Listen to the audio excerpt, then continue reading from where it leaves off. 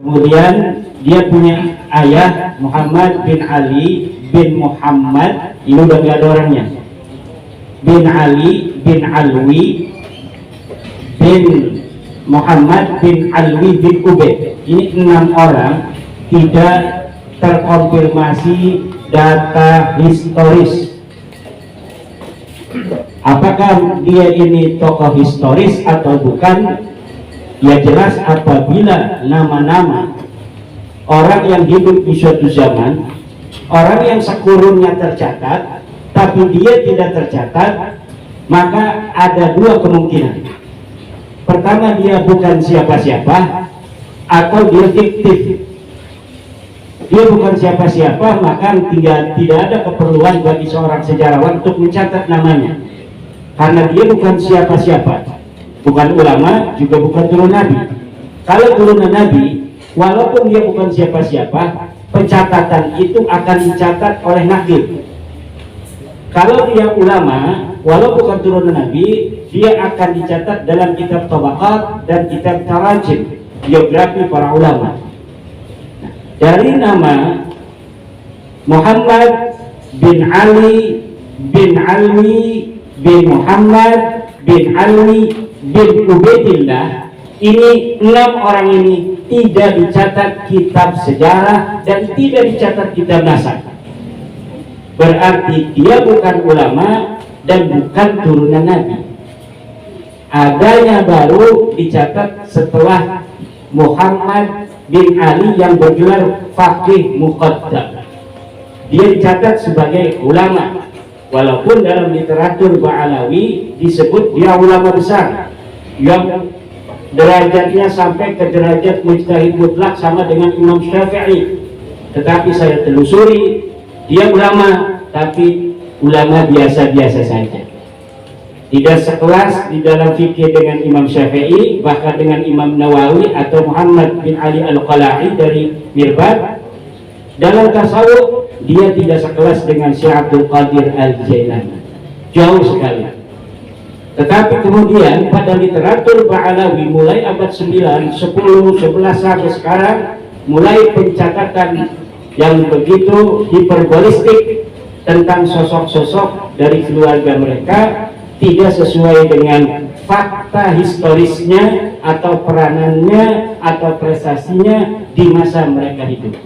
Jadi ketika dia sudah meninggal, malah namanya semakin besar, dibesar-besarkan, tidak sesuai dengan peranan dan prestasinya dari masa hidupnya.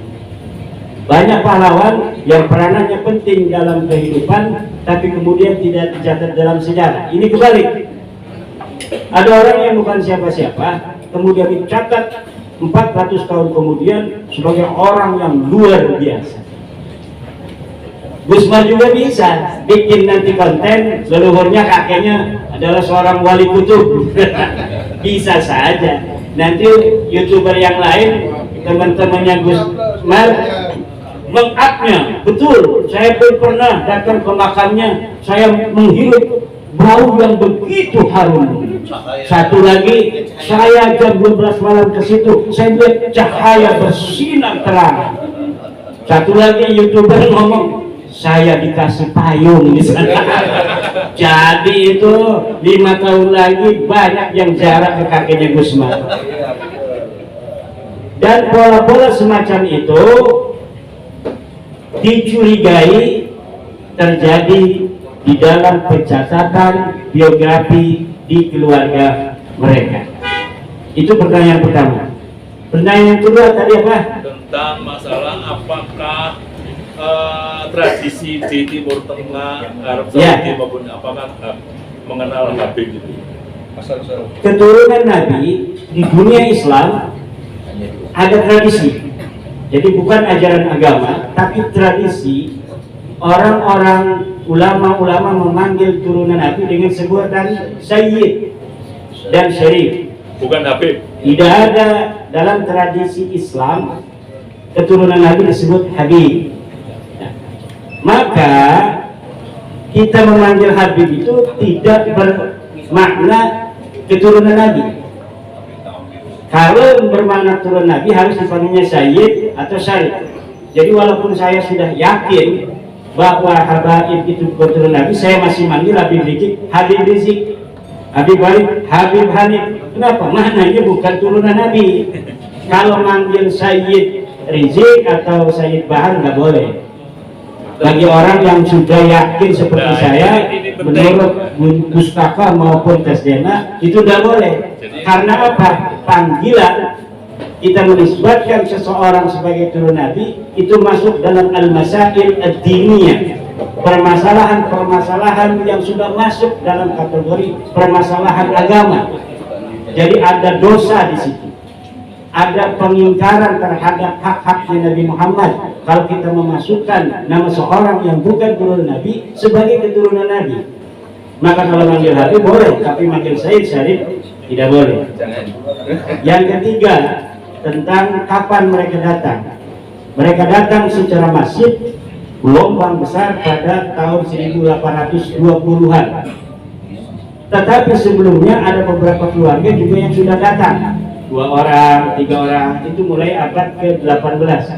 1750 di Banten itu sudah ada peristiwa pengkhianatan seorang yang mengaku turunan Nabi kerjasama dengan Belanda. Kemudian seorang perempuan cantik dari golongan mereka ini dihadiahkan pada sultan, dijadikan selir, kemudian meracuni sultan, kemudian mereka mengkudeta Sultan Banten bernama Sultan Zainul Arifin pada 1750 yang mengakibatkan terjadinya pertempuran besar di Banten karena para keluarga Banten yang juga di luar keraton kemudian mengadakan pemberontakan, memobilisasi rakyat untuk melawan Belanda dan penguasa Kesultanan Banten pada saat itu dipimpin oleh Tubagus Buang dan Kiai Tapa. Secara masif itu mereka datang dari 1820-an, lebih masif lagi di bawah Belanda pada tahun 1885 sampai 1942 sebelum kedatangan Jepang. Setelah kedatangan Jepang sudah tidak bisa lagi mereka datang karena Jepang rupanya sudah tidak lagi seperti Belanda perlakuannya terhadap imigran-imigran Yaman ini. Demikian.